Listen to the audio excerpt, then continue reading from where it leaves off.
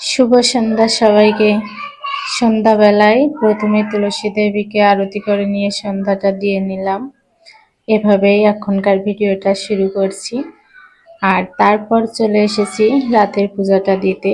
তো প্রথমেই আমি ফুলগুলো সুন্দর করে বাসি ফুলগুলো তুলে নিচ্ছি। বাসি ফুল না, সকালের ফুলগুলো তুলে নিয়ে পূজাটা করে নেব। আর আমি যখন পূজা করি না, তখন সব থেকে ভালো লাগে আমার কোন জিনিসটা জ্বালতে জানো? সেটা হচ্ছে নারকেলের খোলার যে ধুনোটা দিয়ে করা হয় না, আমাদের এদিকে বলে ধুনো চিতে ধুনো দেওয়া। তো ওইটাতে আমার ভীষণ ভালো লাগে। এইটা আমার এর গন্ধটাও ভীষণ ভালো লাগে। আর যখন চারিদিকে ধোয়া ধোয়া, ধোয়ার মাঝখান থেকে ঠাকুরকে দর্শন করা, গোপালকে দর্শন করা আরো ভীষণ ভালো লাগে। আমি তো এদিকে পূজা করছি, আর ছোট মামনি কি করবে, একা একাই খেলছে।